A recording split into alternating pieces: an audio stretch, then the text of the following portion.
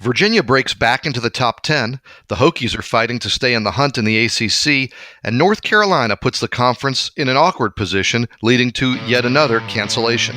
All that and the life of college officials during a pandemic. That and more this week on Teel and Barber.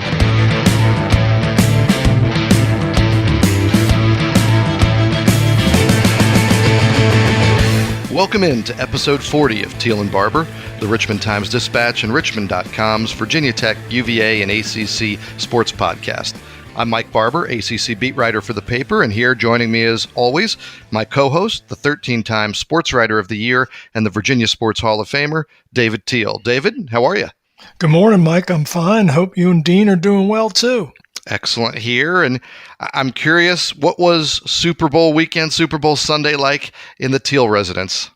It was very quiet, actually. My wife and daughter went over to Grandma's house after church, and I was flying solo. So I had a very peaceful and busy work day. That actually sounds pretty good. Now, were they back for the game, or did you get to watch the game solo? No, I was flying solo for the game as well. I think that sounds good. I know people love the gathering. They love the house full. Obviously, in the pandemic, we can't have that. But I've always enjoyed. I mean, I'll give you this example. Although it ended poorly for the team I was rooting for, when the Yankees played the Diamondbacks in the World Series, and the series ended up going to Game 7 in Arizona, I had been meeting with friends and going to bars and going to people's houses and watching all the games. And Game 7, I turned off my phone. I locked the door. I sat alone in my apartment and watched. And certainly that ended up being a disappointing ending for me. But I think sometimes that's the way to do it. Now, being on your own, did you have any Super Bowl food? Did you get yourself a spread? No. I mean, I fixed up some pasta and poured a glass of wine, but nothing elaborate by any stretch. Well, despite not having a Super Bowl party or people over, we did the full Super Bowl party spread. And I have to give credit to my wife because I spent the day obsessing over my chili, making sure it had the right amount of roast jalapenos, the right amount of chipotle peppers. My kids spent the day watching the Puppy Bowl. The 19-month-old was just mesmerized by so many dogs on his big screen TV. And that left Elizabeth to handle the cooking for everything else, the pigs in blankets, the buffalo chicken dip, the deviled eggs. So Tom Brady was great, but I thought my wife was the Super Bowl MVP for me over here. Sounds like it. Now, in terms of the game, David, Tom Brady winning Super Bowls, it's a story we're familiar with. Where do you put that guy kind of on your Mount Rushmore of champions, of guys who get it done and get it done in the postseason? Well, if we're talking team sports, then he's right up there with Bill Russell, who won how many NBA championships? 2 handfuls, right? Mm-hmm. And how many World Series did Yogi Berra win? Not only as player, but also a manager. You go to like Jean Beliveau in hockey, to date myself. I'm not sure how many times he hoisted the Stanley Cup for the Montreal Canadiens. But then if you delve into individual sports, then you're talking Serena and Tiger and Federer and Nicklaus, and we could go on. It's a pretty good list. And for the record, just because I am a Yankees fan, Yogi Berra won 10 World Series rings. I want to make sure he gets his due. Now, we're still a little ways away before anybody's going to get championship rings for this basketball season. And the road is still bumpy. It's been another rough week for the ACC schedule. Both UVA and Tech potentially being impacted here. The Hokies are scheduled Saturday to play Louisville. That program has been on a pause since last week due to some COVID tests. We'll get into the Cardinal situation here in a minute, but let's start today with the mess that is in Chapel Hill. Miami's basketball team had already traveled there for a game against the Tar Heels Monday night when the ACC announced, and this was their wording, that the teams had mutually agreed to call it off. Now, Jim Larrañaga shares the apparent reason for this. a video that was unearthed and published by the student newspaper at UNC, the Daily Tar Heel, that showed two Carolina players, one of them being Richmond's own Armando Bacot, partying with a small group of students after the Duke win Saturday. And David, nobody had a mask on. It's a clear violation of your COVID safety protocols. What do we make of this? It's big trouble is what it is, and I don't blame Miami in the least. Because not only, Mike, did you have that video that the Daily Tar Heel got off Snapchat, but you also had thousands of people congregating on Franklin Street Saturday night after Carolina's victory over Duke. I'm sure they weren't wearing masks. Then they're going back to campus. Who knows who they were in contact with? Were they in contact with anyone that Day'Ron Sharpe and Armando Bacot were with that evening? I mean, and then Carolina practices on Sunday. So Bacot and Sharpe are with their teammates. And I've heard it suggested, but they all tested negative. So why not play the game, or why not wait till Tuesday or Wednesday? But if we've learned anything during this COVID season, it's that the virus takes time to incubate. And, these guys could be positive. It just won't show up for several days, which is why Saturday's game in Charlottesville between Carolina and UVA is very much in doubt. Yeah, and I'm glad you said it that way. It's interesting to me how many people have not learned that, right? Like these things come up. This is not new science, that we know this about the virus, that you can contract it. You cannot test positive for, a day, a week, 10 days, but be carrying it, be spreading it, and then you test positive. And I think the ACC and the coaches and the people involved understand it, but it's interesting how many times this comes up, especially with fans who say, well, if you're not positive today, go play. And it's just, that's not the way any of this works. David, what is Roy Williams to do with Armando Bacot, with Day'Ron Sharpe? This is not an egregious offense if we're not during a pandemic, right? They're just, no. This is normal college kid behavior. There's absolutely nothing wrong, except that we are in a pandemic and they are being asked to follow these really strict guidelines. And these two guys didn't do it. What should Roy Williams do here? I'm not sure what I'd do. And I'm not sure what the internal conversations have been during the season.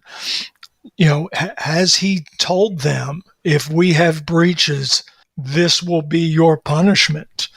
I mean, the one situation I can compare it to, Mike, and I don't know that Roy will be this draconian, is back in August, Louisville dismissed 3 men's soccer players and suspended 3 others because an off-campus gathering turned into something more than it should have been, ended up infecting a bunch of people, and shut down 4 Louisville teams during their preseason workouts. And I remember asking Justin Fuentes shortly after that, what would you do if any of your players breach protocol like that? And he just looked at me and he's like, that is one tough question, and I don't know the answer. And I'm not sure what Roy Williams will do. There has to be some kind of penalty, though, for these 2 young men. And I wonder how they're viewed in the locker room. Because this is a breach of trust. They've cost their teammates a chance to play a game, maybe more, and they may have infected their teammates. You do not know. Yeah, and it comes at a time when, and I know this is the smaller issue, but it comes at a time where Carolina, coming off the Duke game, I mean, they're feeling pretty good. And this is a team that was building some momentum, and people were talking about could get back in the ACC race here. Now, you bring up a great point about how teammates will view them. And I ask this question knowing that you don't know the answer, I don't know the answer, but are we being a bit naive to think that because we saw this video, this is the first time or one of the few times it happened? Or is this happening a lot more than we realize and it just hasn't ended up on Snapchat? Oh, No question. I don't think I'm naive at all. I mean, I know it's been a long time since I went to college, but I think I still recall pretty clearly the mentality of a college student. And pandemic or no, of course this goes on. I mean, just again, we referenced Saturday night on Franklin Street. I mean, look at what happened.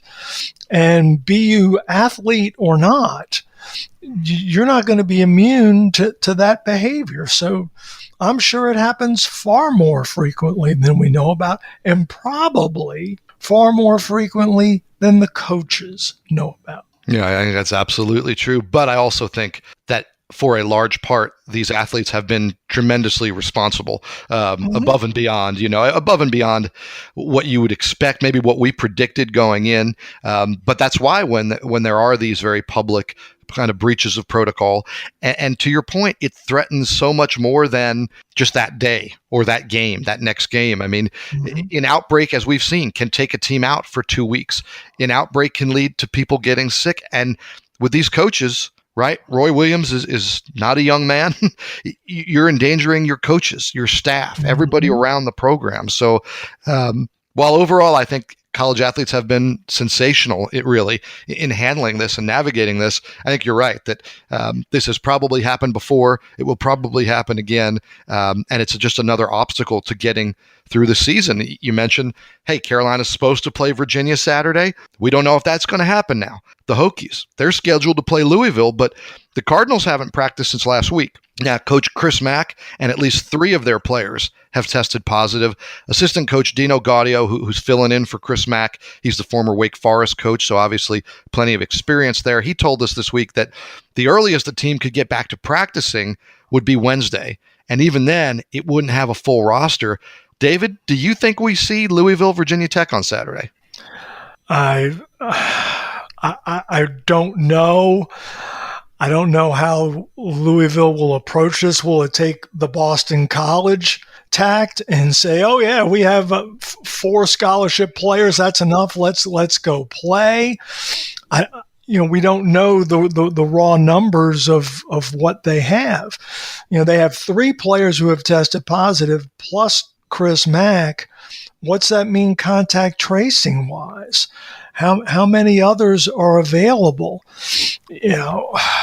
I'm certainly not optimistic that we will see either game on Saturday. Carolina, UVA, Louisville, Virginia Tech. I hope I'm wrong on both counts. I hope we get both. I think it'd be a heck of an afternoon. But man, we're up to 28 games on the conference schedule that have been postponed so far.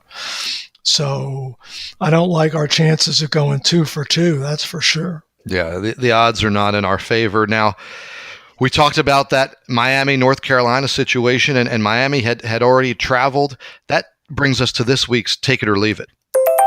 Thank you, Mike. In a situation like the Miami, North Carolina one on Monday night, where a game is apparently canceled due to one team's failure to uphold COVID safety measures, the offending team should forfeit the game. Take it or leave it. Let's start with David. It's a great question. And,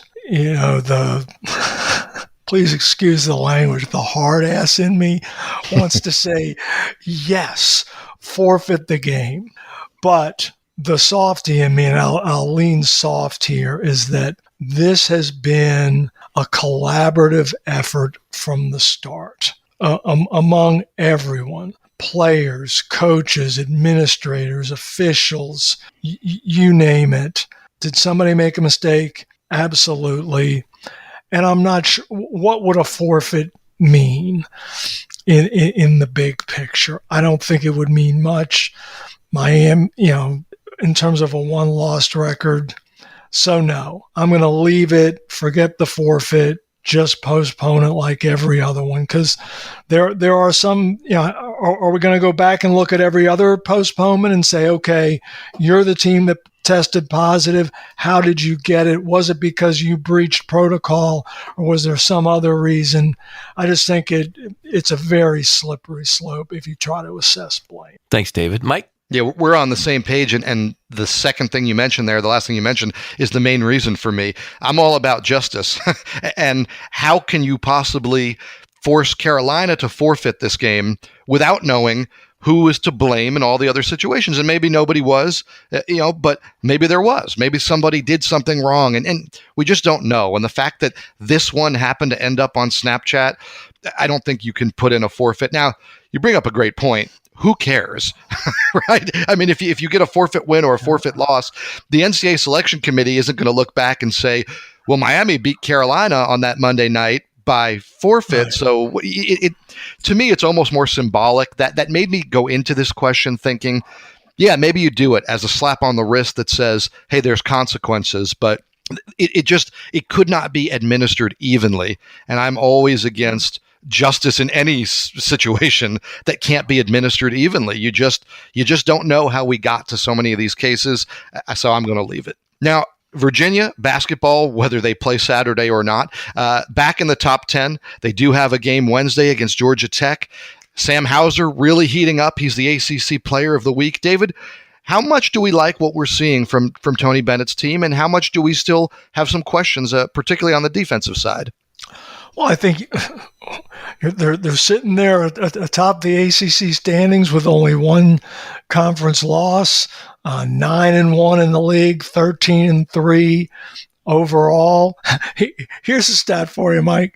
Virginia's won 2 straight, which ties for the longest winning streak in the ACC, which tells you, which goes back to the story you wrote last week on how inconsistent everyone has been, except, Virginia's the only team to throw together a winning streak of at least 6 games in the conference this season.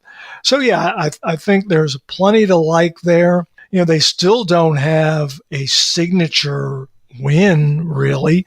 Clemson, I guess, would be the one. But otherwise, the schedule has not really afforded them any opportunities since Gonzaga to really have an eye-popping victory.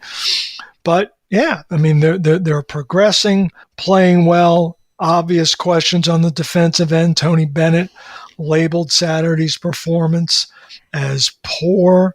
I'm not sure I would agree totally with that assessment, but they had some moments against Pitt where the defense was lacking, no question. Yeah, I think it's always important when you're talking about Virginia's defense to understand the ridiculously high bar that Tony Bennett has for that group, right? They are going to lead the nation in points against. They're going to be the nation's leader in defensive efficiency. That is what the goal is, and that's the standard. And I thought Jeff Capel made a great point when he said to me, I asked him about, Virginia's defense maybe not being what it's been. And he kind of laughed and said, yeah, it's top 10 instead of number 1. So that's the slippage there. Now, there is a difference in this defense. We talked about it a little bit last week. I had the chance to talk to Akil Mitchell for a story I did about just the way that they play at the back end of the pack line. And Akil Mitchell, Darian Atkins, Isaiah Wilkins, Mamadi Diakite, they were very athletic guys. They were guys who could get out and help and drop back to still protect the rim. The way they played ball screen defense. Jay Huff, who is a great player and a great shot blocker, is a different style of player, and it's meant a different kind of defense. I asked Tony Bennett about that this week. We're different this year. I think Sam is he's a position player. He's smart. He's heady. Jay's long, but we don't have that probably elite athletic front court player. So again, you do it. We try to be good with our perimeter guys guarding the ball. Not as much, Caden's active, but he's been, out for such a long time. Hopefully he'll develop into that. Trey Murphy's new. He's playing a little more of the perimeter. So right now we don't have a guy that's similar to that. And that's important. You watch the good teams, but you use what you have and try to be as good, as we said, positionally and collectively. Yeah. And to your point, Virginia's been good defensively. They just have been a little different, maybe a little more susceptible to points in the paint. We saw that against NC State. We saw that against Pitt. We certainly saw that with Keve Aluma's big game against them. But overall, David, this defense, to me, I'll ask you, is this defense good enough to win the ACC? Yes. Absolutely. I mean, not number one, we're not talking, the ACC is not the Big 10 or the Big 12 this season. It just isn't. And it's been good enough so far, so no reason it can't continue to be. We were talking yesterday via email about KenPom's defensive efficiency ratings. Now, I haven't checked them this morning. They change daily, but yesterday afternoon, Virginia was 25th, which would end a streak of 7 consecutive years in which the Cavaliers have been top 10. And in 2 of those years, they were number 1. So, yeah, it's not as good as the program has been and as good as Tony Bennett expects. But still, top 25 among 350-plus teams, that's still pretty darn good. Yeah, and leading the ACC in points allowed in a year when Virginia's really good offensively. So if you're holding opponents to the fewest points in the league and you're better at scoring, is it a slightly different formula? Sure, but it's a formula that can certainly work. Now, you mentioned that the schedule hasn't really tested them in conference. The Virginia Tech game, it kind of stands out. The Clemson win's a quality win.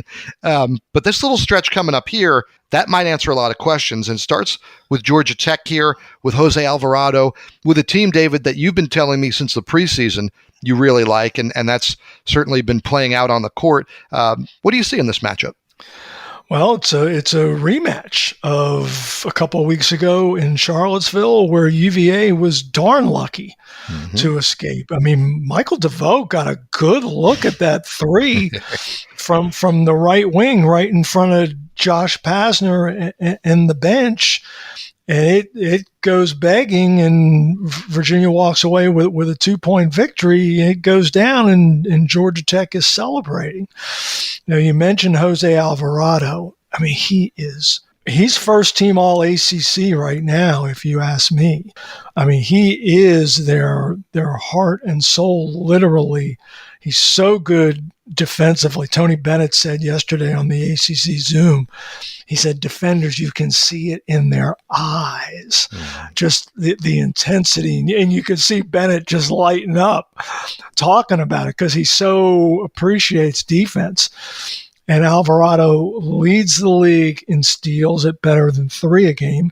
Oh, by the way, he had 6 in the first meeting against the Cavaliers. And you've got him and DeVoe in the backcourt. You've got Moses Wright. You've got Parham. They got some pieces now. But I'll tell you what, it's going to be interesting to watch, Mike. Tomorrow night, we're taping this Tuesday morning. The game is Wednesday. But that's the first of 4 games in 7 days for the Yellow Jackets. And Josh Pazner has a short bench to begin with. It's going to be so intriguing to watch him attempt to manage minutes. Yeah, quite the challenge, and that's, of course, assuming that all those games get played, and we certainly hope they do. Speaking of games we hope get played after Georgia Tech, again, assuming these games happen, you'd be looking at North Carolina and Florida State. To me, those are the 2 opponents that are most likely to exploit or expose what I wrote about, that we mentioned, that maybe softness in the interior defense for UVA, the lack of toughness on the boards, that kind of stuff. Those are the 2 matchups I'm most interested to see if UVA can really hold up and finish this season off. Because both the Tar Heels and Seminoles are big and long and deep. Now, Baycott and Sharp, the 2 offenders in the video, they are 2 immense cogs in that Carolina front line. Even if the game happens, are they in uniform? Is Roy going to play them? Is he going to sit them for a game or more? I don't know. If the more I sit here and think about it, I think you have to lose some kind of playing time for that kind of breach. Yeah, I think you're right. And it would then eliminate a huge part of that aspect. Again, and this is just from the UVA angle, what I want to see. I want to see them against a front court like that. I want to see them against size and depth. And David, what's some good physical toughness in the front court? Carolina, people talk about them running the floor, and certainly that's been a hallmark under Roy Williams, but it isn't just that they're big up front. They're big and physical up front. Florida State is big and physical and athletic and deep. That's the matchup that I really want to see. So I think there's a chance, again, if we get these games in, that we're going to know a lot more about Virginia and its sustainability after this next little stretch here. Now, well, and not only that, the Carolina Florida State, that's a Saturday Monday. That's that classic NCAA tournament like turnaround, and that even adds to the intrigue for me. Yeah, it's a really good stretch again, and we don't know what's going to happen with all of it, but it's a really good stretch of Virginia's schedule that you're looking at, where there's a chance that they're going to be really tested over the next 1-2. I mean, Duke, we say what we will about Duke being down, but there's still a ton of talent. Pitt, I think we both think Pitt's a really good team. There's a stretch here that's really going to reveal a lot about UVA. Now, the Hokies, they split their games last week. They dropped to number 18 in the latest AP poll after losing Wednesday night to that Pittsburgh team, and they needed a buzzer beater from Hunter Couture to force overtime and eventually beat Miami. In that game, Jalen Cone suffered an ankle injury, kept him out for most of the night. Tech, of course, is still playing without Tyrese Radford, who was suspended. David, are you more impressed that the Hokies pulled out that game at Miami, or more concerned with how close they came to losing 2 in a row? Yeah, I'd lean toward the latter there. I mean, hey, that's great. You ran a nice out-of-bounds set, and Hunter Couture makes an absolute dagger to force overtime, and Joe Bamisil was terrific in relief of Jalen Cone. But that's a very depleted Miami squad. I mean, they've been without 4 returning starters for most of the season, including top scorer Chris Likes, who was preseason All-ACC, their little point guard. And that could have easily gone the other way, and the Hokies would be, on a little 2-game dip there. So you thank your lucky stars if you're Mike Young that you got out of there on the right side, but plenty of work to do. And I mean, it's a good time for the Hokies to have a week off. Yeah, they do have this sort of odd break, considering all the games that have been postponed. You'd think they'd want to get one in, but as you and I were talking about, there's not really an opponent that could slide in midweek anyway. And it would be interesting this weekend. Now, David, we talked about this before. This weekend, if we get word on Wednesday that the Louisville game is off, that the Carolina game is off, that would seem to shape up nicely for a date for Virginia Tech and UVA to make up their game. Do you think we see it? If both games are postponed early enough, then yes, I think we would. I know the Virginia staff, or I don't know, I suspect the Virginia staff could be a little skittish about it simply because of the short turnaround to Florida State on Monday. But that's the way the schedule was originally set up. And I think the ACC would say, come on, guys. This is a rivalry game. Let's get the second one played. You guys played a heck of a game the first time around. There was so much drama there with the way Virginia Tech came back. The Virginia players have to be itching to get another crack at the Hokies. So if by Wednesday or Thursday those 2 games were postponed, I would say yes, we would see Tech at UVA on Saturday. Yeah, when I asked Tony Bennett about just rescheduling that game in general, he was pretty adamant. He said, I'm not going to get pushed into rescheduling it. I'm not going to get pushed into playing it unless it makes sense for my team. I think the fact that in this case it would be the front end of the Saturday, Monday makes it more appealing as opposed to coming on short rest.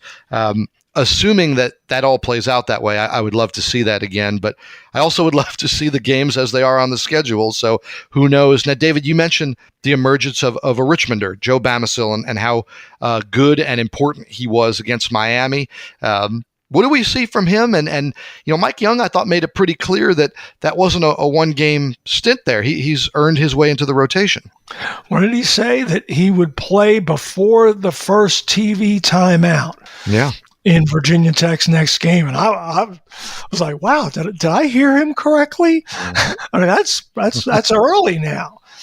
So, yeah, he's clearly earned it. I think one thing we know about young Joe, he is not scared by any stretch or bashful. He is a scorer. He's got a scorer's mentality. He knows how to get his own. He looks for his own, not in a selfish way, but just in an aggressive, confident manner. Yeah, he told us after the game, he said, and I'm quoting him here, I'm a pretty offensive-minded player, so whenever I get on the court, I usually try to be aggressive on that end of the floor. I'm actually working on a story right now about Joe and his impact, and I thought it was interesting, too. Mike Young, he praised him defensively. You know Joe Bamisel's a great offensive player. You know he's got that confidence. He's going to have an impact there.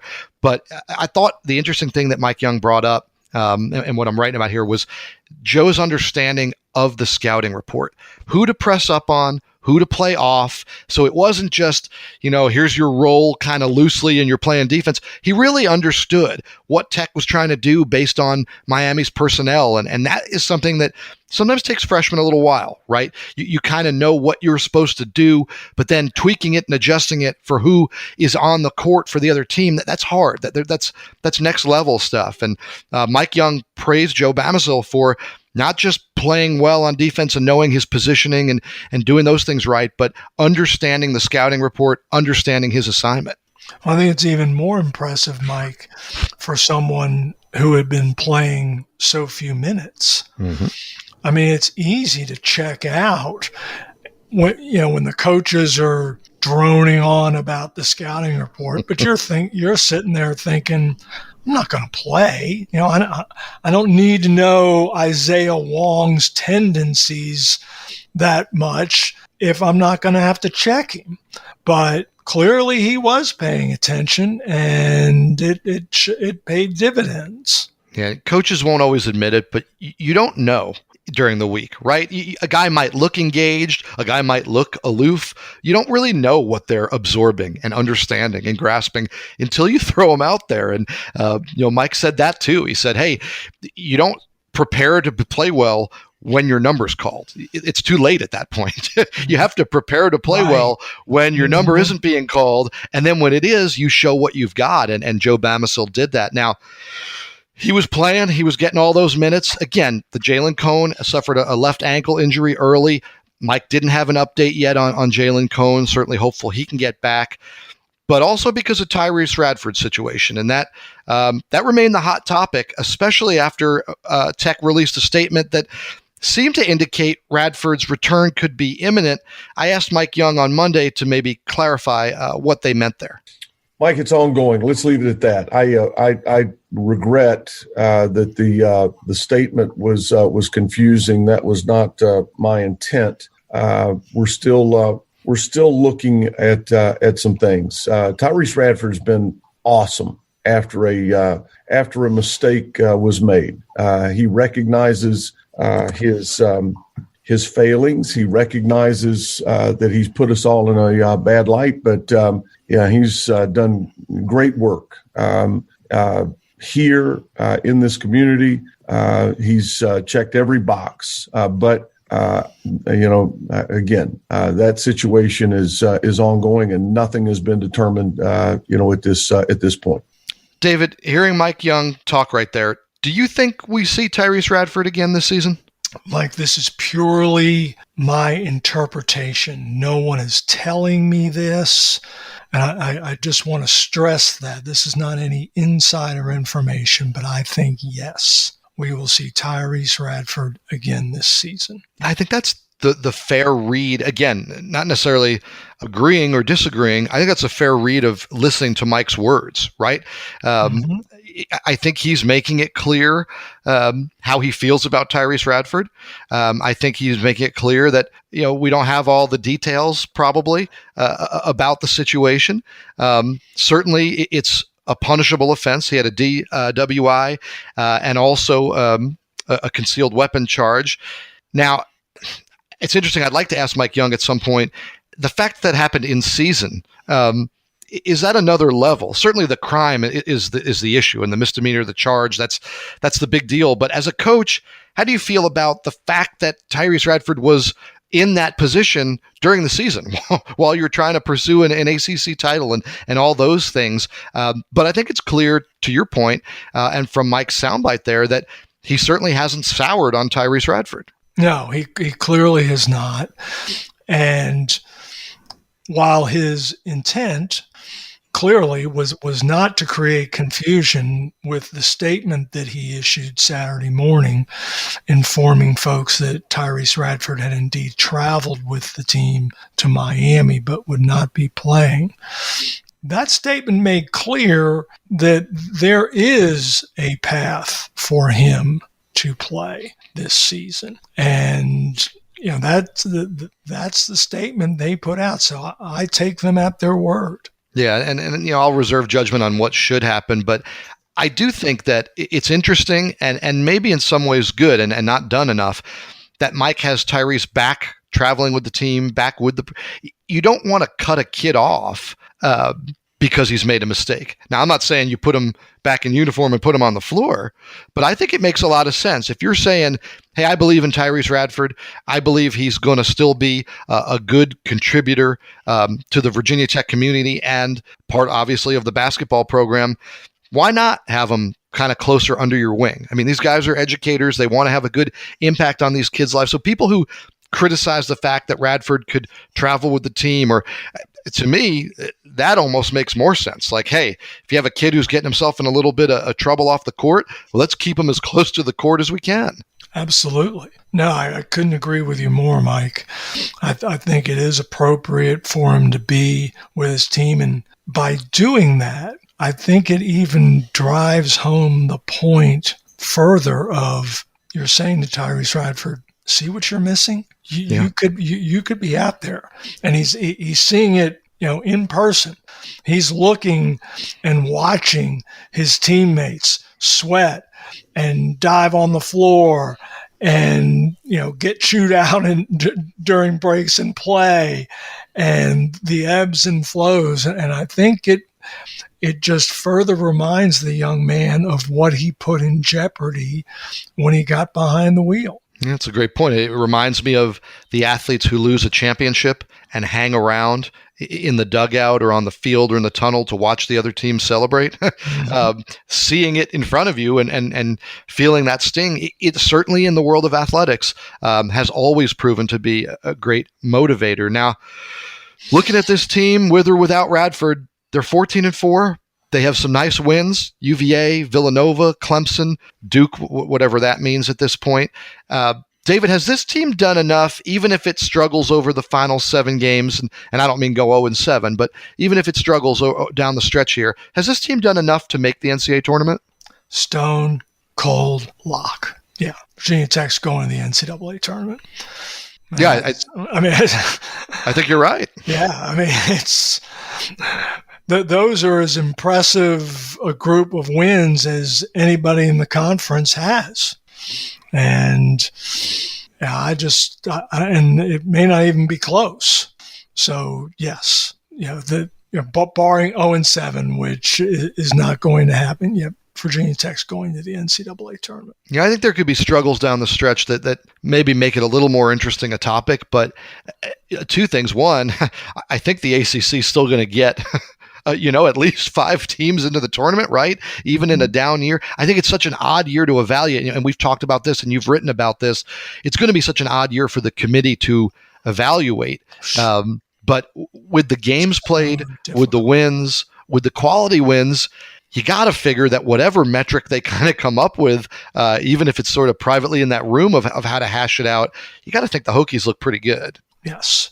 And I'll be interested, Mike, just because I'm a nerd, but on Saturday, and conceivably during the first half of Virginia Tech's game against Louisville at Castle Coliseum at 12:30, the NCAA Tournament Selection Committee, which is having its pre-selection gathering this weekend to go over some things, will release its preliminary top 16 seeds.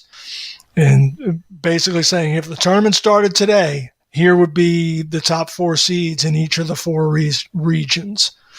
I believe Virginia Tech and UVA will both be in that top 16. I think you're right. And then we have that on the list for next week to kind of break down that. And also you had mentioned earlier, first team all ACC. I have that on the list. So you're prepared for next week as well to kind of set the stage for this stretch run. Now, like Virginia, Tech still has to play Florida State and North Carolina this year, assuming those games happen. And that brings us to this week's Who You Got? Thank you, Mike. Looking at the ACC right now, who is the biggest threat to Virginia atop the ACC standings? Who you got? Let's start with David. Florida State. They're sitting there. It's 6-2, a game behind UVA in the loss column, a game ahead of Virginia Tech and Louisville in the loss column. The Seminoles have won 25 consecutive home games against ACC competition. I like that. Team is deep. Now currently on a COVID pause, but the last time Leonard Hamilton's team paused for COVID, they came out of the gates and won 5 straight, 4 of them blowouts. So I'm not worried about them coming off that pause. I think Florida State, to me, is clearly the number 1 challenger to UVA. Thanks, David. Now, Mike? I've wanted to get on board with North Carolina. I think there's a ton of talent. I think that team's really good. But to me, as I look at them, they're kind of like a not as good version of Florida State, and just what David said. Florida State, I don't know why. I guess because it's not a traditional basketball power. It's known more as a football school. And its coach, Leonard Hamilton, they seem to fly under the radar no matter how good they are. They've been really good for a long time. Leonard Hamilton has been really good for a long time. Hey, by the way, they were the best team in the ACC during the regular season last year. Yep. This is not a fluke or a surprise or an ebb and flow. Florida State is, in many ways, they're building and doing what Virginia did, and they're in that weird stage where, for whatever reason, they're not getting the recognition. And I think maybe this is the year that they get over the hump there. I think it's very possible. As well as they can defend and as deep as they go, is it a potential Final Four squad? I believe so. Yeah. And, that would just be the capstone to Leonard Hamilton's career, what he did at Miami back when the Hurricanes were in the Big East, and then what he's done since getting to Florida State.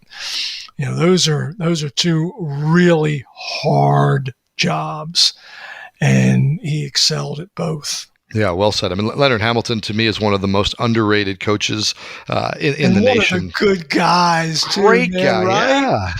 Yeah. Which is funny, because usually when you're that beloved by the media, they go and make sure that, you get your due. And Leonard Hamilton, for my money, has not gotten his due yet. Another group of people that don't always get their due, David. Nice segue. And you took the time to write about them. Officials, the ACC officials, college basketball officials in general, what they're going through this year. And, I thought the lead of your story on this, and people, if you haven't read it, go find David's story on the officiating with the ACC and what that's like. But your lead kind of explaining what the officials go through just in their hotel rooms testing themselves. Take us through that, and then some of the other things that this group has to do to be that third team on the court that you have to have where there's no season. Right. I mean, what did, I think it was Brad Brownell yesterday when I was asking him about it on the coach's Zoom, called them an integral part of what we do. And he's right. But I was fascinated when Brian Kersey, the ACC supervisor of officials, and also the Atlantic 10 in the CAA, said, these guys are testing themselves 3 times a week. And I said, what? Really? He said, Yeah. He said they probably have a groove carved into their nose where they know to put the swab. And I'm like, oh my gosh. So when I subsequently spoke with Ron Groover, who could not have been nicer, and he was at a hotel in Richmond when we talked, getting ready to drive down to Old Dominion for a game and then up to Charlottesville for Saturday's UVA Pittsburgh game. But he described, how he has to do it and how it's kind of become second nature. They even had a training video for them to show them how to self-administer these COVID tests. And yeah, he darkens his hotel room. And then once he, takes the swab out, he uses his cell phone flashlight to make sure it's sufficiently saturated, because if it's not, the test could come back inconclusive. That means you have to retest. You can't work your next game if your test comes back inconclusive. So once it's saturated, he's got to put it in a test tube. Then he's got to race to the FedEx store, get a tracking number, put that in his app, and then make sure it gets to Mako Medical, which is the lab in the Triangle down there in North Carolina, where they process it. So yeah, these guys, they are sacrificing too. And in Groover's case, he took early retirement from Hertz Rental Car back in 2015. I mean, he's still a relatively young man, but he'd been working for Hertz for 25 years. So he has this luxury. He's only returned to his Georgia home 3 times since the season started. He's got 3 kids in college, and his wife is super supportive. And he's living on the road because he doesn't want to expose his family, himself, or those he officiates to the virus. Yeah, David, we talk so much about the challenge for the players and the coaches, and it's an immense challenge. I don't know how the officials are getting this done. When you bring up just what you brought up, they're going from game to game. They're not working once or twice a week, right? David, how many games are these guys calling in a given week? Well, in a normal season, these guys work 85 to 100 games in a year. They won't approach that this season, obviously. But Groover told me in 1 week, he was supposed to work 6 times. You know how many times he worked? Twice. 4 of them wiped out. And oh, by the way, we were talking about Carolina, Miami. Where was Ron Groover scheduled to be last night? The Dean Dome for Carolina, Miami. And as soon as that email popped last night, about 2 hours before game time, I was thinking, I wonder if he's in the building, or, he could literally be in his rental car on 15501 approaching Chapel Hill, and he would have gotten the text. It's crazy how these guys are living. Going Game to game, hotel to hotel, rental car to rental car, team to team. And yet we haven't heard stories or much at all, really, about officials being taken out, about officials being sidelined. Are they just doing a great job? What's going on there? They are doing a great job. They've gotten lucky.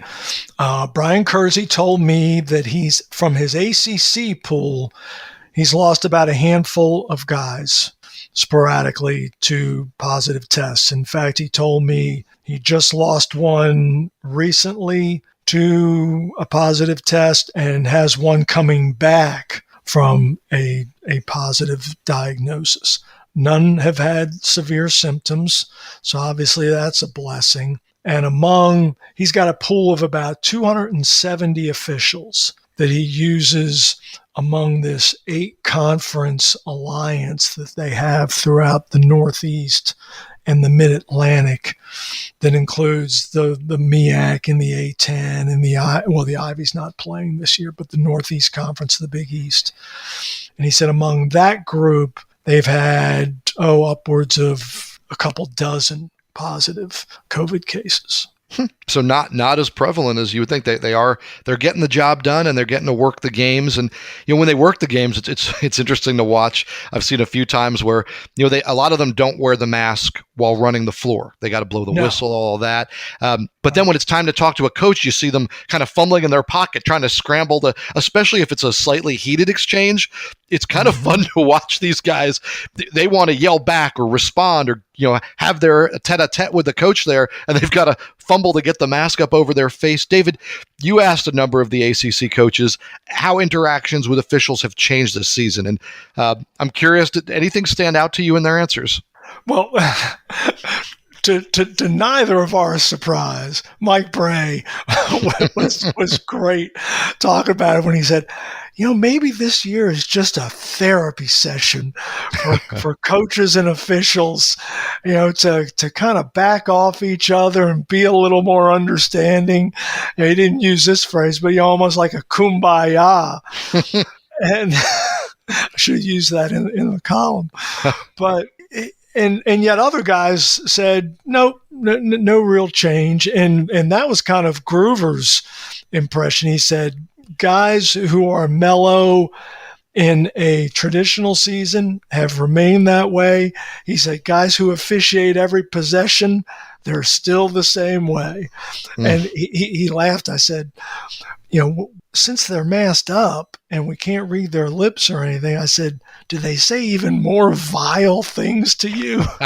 and he just laughed and said, no, not really. Or at least not that he can hear or see. Right. Or that he was willing to fess up about. Yeah, they might be mouthing it under the mask. It is interesting. It's an interesting dynamic. And I think we all want to keep our distance and not be shouting in each other's faces right now for virus Correct. concerns. So, and honestly, not to get off on a side, but that's always been something that's bothered me in college sports. The football coach losing his mind on the side judge, the basketball coach yelling and pointing. It doesn't happen in any other walk of life, right? If I'm upset with the cashier at the grocery store, I don't scream in their face. It doesn't happen anywhere else. And it's always kind of bugged me. And I know the officials can handle it. And I know the coaches chalk it up. And for the most part, they're great. And they talk about competitive nature and fire. But I don't know, man. Like, if that's a outcome of the pandemic, that we get less coaches screaming at officials, it just doesn't happen anywhere else in the American business world or life, where you scream in someone's face when you're not happy with the job they did. And I would love to see it go away and stay away after the pandemic. Yeah, basketball is unique that way. I think even more so in baseball, where, of course, you have these legendary moments when managers come out of the dugout and just go off on an umpire. But just the relentless interaction between officials and players and coaches in basketball. No sport is known for it as much as basketball. Absolutely. Well, thank you for listening to us. You can subscribe to Teel and Barber on Apple Podcasts or wherever you find your favorite podcasts. Please consider supporting local journalism with an online subscription to the TD. You can find special promotional offers available at richmond.com. Today's show was produced by Dean Hoffmeyer. Teel and Barber is a podcast of the Richmond Times-Dispatch and richmond.com. For David Teel, I'm Mike Barber. Thanks for listening. Be healthy and safe, and please join David and me again next week.